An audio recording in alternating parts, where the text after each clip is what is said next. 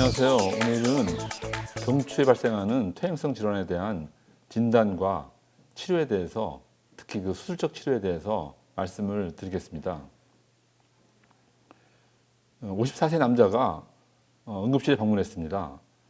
술을 마시고 넘어진 뒤에 약간 걸음걸이가 좀 비틀비틀해지고 어깨 통증으로 이렇게 내원했습니다. 그래서 그 병원에서는 그 뇌 CT와 경추 CT를 찍고 별 이상이 없자 집으로 가라고 그랬습니다.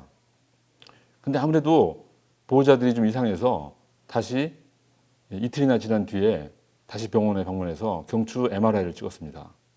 그랬더니 이 경추의 부분에 이렇게 퇴행성 변화와 신경이 눌리는 부분이 있어가지고 환자가 이것 때문에 그 보행장애가 발생하고 했다는 것이 밝혀졌습니다. 그래서 이 경우는 그 경추 디스크가 있고 그것 때문에 신경이 마비되고 있는데도 진단을 잘못해서 그냥 술 마신 상태로 이렇게 오인을 한 그런 경우입니다. 그래서 이런 경우를 막으려면은 경추 질환을 잘 진단하고 그걸 잘 디텍트를 해야 됩니다. 이렇게 경추에 발생하는 질환에 대해서 우리가 검사하는 방법이 있습니다. 우선 여러분이 잘 아시다시피 스펄링 테스트, 이것은 이제 우리가 목을 이렇게 약간 뒤로 제끼면서 한쪽으로 제끼고 이렇게 누르면 환자가 팔 쪽으로 이렇게 짜릿한 느낌이 나타나는 그런 이제 테스트입니다. 이런 것은 이제 경추 목 디스크를 생각을 해야 되겠죠. 그다음에 또 환자가 스스로 목을 이렇게 앞으로 숙이는 동작을 할 때 또 사지와 몸통에 쩌릿쩌릿 전기가 오는 듯한 느낌이 오는 그런 것을 러미테 사인이라고 합니다.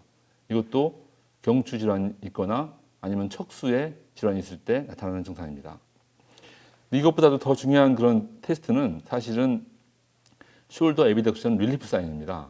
이것은 팔이 저린 상태가 되었을 때 팔을 이런 자세로 이렇게 위로, 머리 위로 올리게 되면은 그 저린 감이 사라지는 그런 증상이 되겠습니다. 이런 증세가 나타나면 반드시 목 디스크가 있을 것이라는 것을 생각을 해야 됩니다.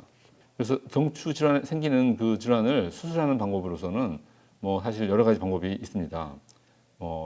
구멍을 뚫어서 이렇게 포라미노토미, 그다음에 이제 인공 디스크를 삽입하는 그런 아티피셜 디스크 방법, 그다음에 이제 전통적으로 일약본을 사용해서 퓨전을 하는 방법, 또 케이지를 사용해서 퓨전하는 방법, 이런 방법들이 사용되고 있습니다. 하나씩 장단점을 살펴보도록 하겠습니다. 어쨌든 간에 이게 퓨전에 대한 그 수술이 현재 가장 보편화되고 있는 그런 방법인데, 이제 그와 반대로 이제 인공 디스크를 사용해서 그 유합되는 것을 막겠다고 하는 그런 방법이 나온 것은 인접 부위 증후이라는 에이제센트 세그멘트 디제너레이션. 한 부위를 이렇게 퓨전을 시켜놨을 때 그 주변 부위에 그 퇴행성 변화가 가속된다 하는 이제 그런 문제가 발생하니까 그걸 이제 막기 위해서 그 퓨전을 하지 않고 그 부분을 이제 모션 세그멘트를 유지하자 하는 것이 인공 디스크 수술의 의도가 되겠습니다. 그렇지만은 아직까지 그 주변 부위, 인접 부위 증후군, 에이제스트 세그멘트 디제너레이션이라는 것이 과연 자연적인 경과냐, 아니면 어떤 바이오메카니컬 스트레스냐, 이것이 아직 확실히 밝혀지지 않았습니다. 경추 디스크에 있는 그 질환을 살펴보기 위해서는 우리 이 경추의 그 측면 부위, 말하자면 신경이 나가는 이 신경공 부위를 잘 이렇게 살펴봐야 됩니다. 근데 이 부위가 상당히 복잡한 구조이기 때문에 우리가 잘 살펴보지 않으면은 그 이해하기 어려운 부분들이 있습니다. 이 가운데에 튀어나와 있는 이 납작한 부분에 이렇게 이제 중앙 부위로 가게 되면은 디스크 튀어나온 부분이 잘 보이기 때문에 누구나 이것은 그 척수 신경을 누르는 것을 알 수가 있습니다. 그렇지만 이 경추 신경공 부위, 즉 말하자면 뉴랄 포라멘 부위에는 이렇게 복잡한 구조를 가지고 있습니다. 그 중에서 먼저 파악해야 될 것은 바로 경추의 페디클입니다. 페디클은 이렇게 까만 선이 두 개가 평행으로 이렇게 가는 부분이 바로 페디클 부분입니다. 그래서 이것을 이렇게 여기가 페디클, 이런 식으로 까만 선이 두 개가 평행으로 가는 것을 다 체크를 해보면은 이렇게 나타나게 됩니다. 이 부위와 페디클과 페디클 사이, 이 페디클과 페디클 사이가 바로 신경이 나오게 되는 신경공이 되겠고, 이 부위를 자세히 살펴보는 것이 이 바로 빨간색 점으로 표시한 부분이 바로 신경공이 되겠고, 이 부위에 보면은 다른 부위와 다르게 이 요부의 신경공은 상당히 뭔가 이렇게 누르고 있는 까만색 부분이 자리 차지하고 있는 것을 알 수가 있습니다. 이런 신경공과 페디클의 해부학적 구조를 잘 파악을 해야지만이 우리가 경추 질환을 진단하고 수술적 치료를 할 수가 있습니다. 그래서 이것이 이제 인공 디스크 수술을 한 경우가 되겠고요. 하지만 인공 디스크도 역시 안전한 치료 방법은 아닙니다. 그래서 이제 인공 디스크를 하고 나서 한 25% 정도에서 이렇게 이제 그 주변이 석회화가 되면서 인공 디스크 본연의 기능인 그 모션을 유지하는 그런 것이 없어지는 그런 결과를 초래하는 경우가 있기 때문에 전통적인 수술 방법인 경추 부위를 유압하는 그런 부분은 그런 수술은 지금 많이 시행되고 있습니다. 그래서 그동안 여러 가지 방법을 통해서 시행되어 왔는데 이런 자가뼈, 동종뼈를 이용해서 이렇게 이제 디스크를 대체할 수 있는 물질을 넣어주고 그리고 앞쪽에다 플레이트를 대주는 이런 방식이 이제 전통적인 수술 방법이 되겠습니다. 이 케이지를 넣은 걸 보면 이건 카본 컴포지트 케이지를 쓴 경우인데 상당히 그 디스크 스페이스 내에 퓨전이 잘 일어나고 있고 그리고 सब사이던스도 일어나지 않은 것을 알 수가 있습니다. 이것을 장기간으로 팔로우업을 해보면은 약간 4년 동안 지나는 동안에 안에 내부에 있는 그 카본 컴포지트 케이지가 이렇게 점차로 그 퓨전이 일어나면서 브릿지가 서로 본 사이에 생기게 되고 나중에 3년 가까이 됐을 때는 거의 카본 컴포지트 케이지가 사라지면서 4년쯤 됐을 때는 완전히 그 뼈로 이렇게 바뀌는 현상을 볼 수 있어서 굉장히 그 좋은 그런 수술 방법이라고 볼 수가 있겠습니다. 스탠드얼론 케이지 방법이 되겠죠. 플레이트를 사용하지 않는. 그래서 이제 이런 그 일약본을 사용하게 되면 아무래도 이제 다른 절개 부위를 만들어야 되기 때문에 이 골반 부위에 통증이 생기게 되고 그러니까 일약본을 사용하지 않는 다른 그런 물질들이 많이 사용되어 왔습니다. 그 중에 하나가 이제 카본 컴포지트 케이지고 최근에는 피크 물질이 많이 이제 사용되고 있습니다.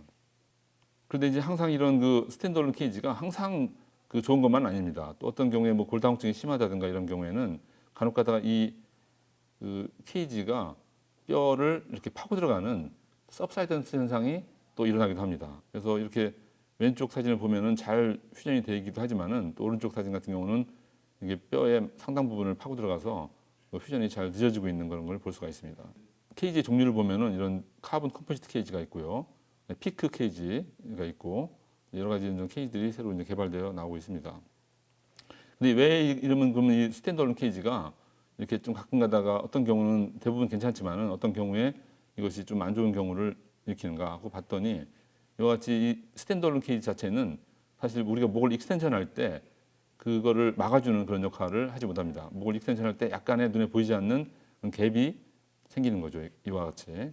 그걸 보고 이제 익스텐션 갭이라고 이제 이름을 지었는데 이것을 막기 위해서 이제 만들어진 그런 케이지들이 이 케이지 내부에다가 스크류를 이렇게 넣어서 케이지와 스크류를 같이 이제 조합한 그 앵커링 시스템이 있는 그런 케이지들이 이제 최근에 출시가 되었습니다. 앵커드 케이지인 거죠. 특히 이제 앞부분에 이 나사가 튀어나온 걸 막기 위해서 이 제로 프로파일을 가진 그런 케이지들이 출시가 되어서 사용되고 있습니다. 그런데 이 제로 프로파일 앵커드 케이지가 과연 그러면 또 훨씬 더 그 나은 결과를 초래하느냐, 나은 결과를 우리한테 줬느냐, 그렇지는 않은 것 같습니다. 제가 보면은 또 하나는 이 가운데 부분을 통해서 나사를 넣어야 됩니다. 제로 프로파일을 해야 되기 때문에 그렇다 보니까 스크류가 이 상당히 약한 부분을 뚫게 되고 그리고 스크류의 길이에 제한이 있게 됩니다. 그래서 오히려 일반적인 스탠드얼론 케이지보다도 더 안 좋은 스크류가 자꾸 빠지고 퓨전 레이트가 떨어지는 그런 결과를 가져오는 것을 종종 볼 수가 있습니다. 그래서 굳이 앵커링을 하기 위해서 앵커 케이지를 만든다고 하면은 저와 같은 경우는 이와 같은 앵커링을 안에다 하지 말고 이 바깥쪽에다 플랜지를 만들어서 이렇게 그 가장 딱딱한 부분인 이 부분, 우리 척추 경추뼈에서는 이 모서리 부분이 가장 강도가 높은 부분이기 때문에 그 부위를 통과하는 그런 나사를 넣을 수 있게끔 해줌으로써 우리가 좀 더 안정적인 그런 그 픽세이션 효과를 얻을 수가 있습니다. 그렇게 되면은 이와 같이 레버 암이 앞으로도 움직이면서 우리가 좀 더 그 익스텐션 갭을 막을 수 있게 되고 그리고 또 하나는 이 나사의 길이를 좀 더 충분한 길이를 넣을 수가 있게 됩니다. 이렇게 좀 더 강한 그런 포인트에다가 앵커를 할 수 있게끔 되었습니다.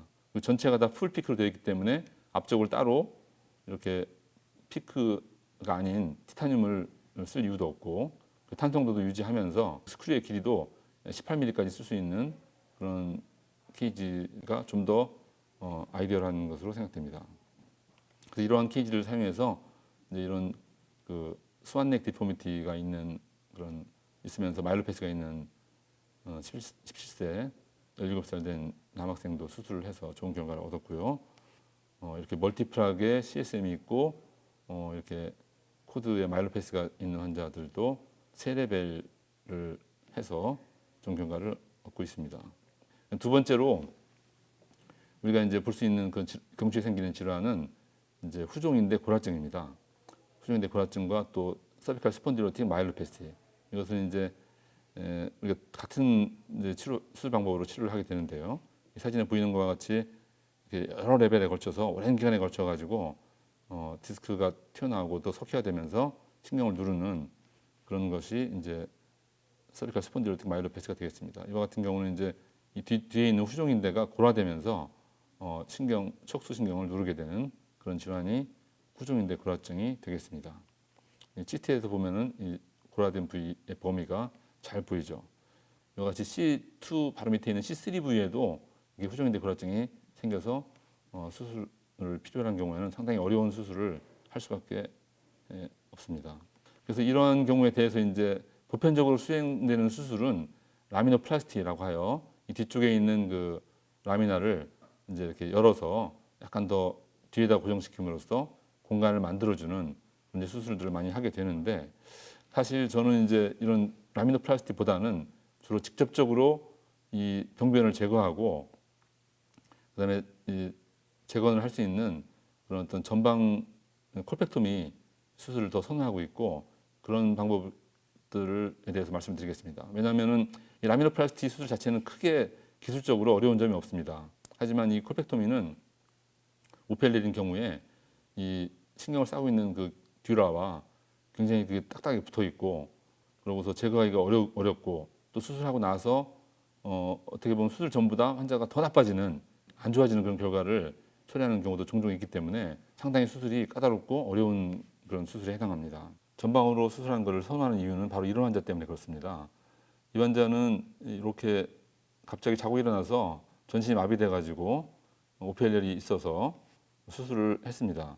이 아래쪽에 보면 심하게 이렇게 눌려있는 척수신경이 눌려있는 부분이 있어서 여기를 중심으로 척추체 콜펙토미를 시행하고 감압을 시행해서 환자가 한 7, 8년간 별 문제 없이 잘 살았습니다. 그런데 보시다시피 이 위쪽에 한 7, 8년 뒤에 다시 또 비슷한 증세가 생겨서 또 사지가 마비되는 증세가 발생해서 MRI를 다시 찍어보니까 이번에는 그 아래쪽에는 문제가 없는데 그 위쪽에 좀 그 처음에 약했던 그런 그 후종인대 골화증이 더 심해져서 신경을 누르게 되고 이걸 다시 수술했습니다. 그러니까 말하자면은 이 후종인대 골화증은 그 수술을 직접적으로 그걸 제거하지 않으면은 다시 계속 시간이 지나면서 더 두꺼워지고 결국은 신경을 누르게 되기 때문에 그거를 직접적으로 제거해주는 수술이 상당히 필요하다. 그리고 뒤에서 라미노플라스티만 해주는 그런 수술은 어떻게 보면 약간 좀 불안전한 수술이 아닌가. 안전하긴 하지만은 그런 어떤 그 생각이 듭니다. 그래서 이제 물론 이제 이 콜펙토미 자체도 물론 제한은 있습니다. 뭐 너무 많은 그런 레벨을 한꺼번에 하게 되면은 3개 이상의 콜펙토미를 하기는 어려운 그런 단점도 있긴 있습니다만은 어쨌거나 그 직접적으로 우리가 병변을 제거하고 재건을 할 수 있다는 그런 장점이 있습니다. 그래서 이걸 안전하게 제거하기 위해서는 이와 같이 리프팅을 해주는 그런 방법을 사용합니다. 그냥 드릴을 계속 하게 되면은 코드에 진동과 압력이 가해져서 그러지 않아도 그 아주 위험에 처해 있는 코드가 더 나빠지게 돼서 환자가 수술에 더 나빠지게 되기 때문에 이와 같이 어느 정도 감압을 해준 다음에 이거를 들어 올려 가지고 하는 그런 방식을 사용을 해야 됩니다. 이와 같이 이렇게 심하게 후종인대 골화증이 있어서 척수를 누르고 있던 그 부분들도 잘 디컴프레션이 돼 있는 것을 우리가 알 수가 있습니다. 그렇게 해서 이제 리컨스트럭션은 이와 같이 케이지에 이렇게 플랜지를 만들어서 마찬가지로 그 홀을 통해서 나사를 넣어서 고정시키는 방식으로 고정을 하고 있습니다. 이게 수술 CT고요. 이와 같이 C3V는 턱에 걸려가지고 이게 더욱더 수술하기가 어렵습니다.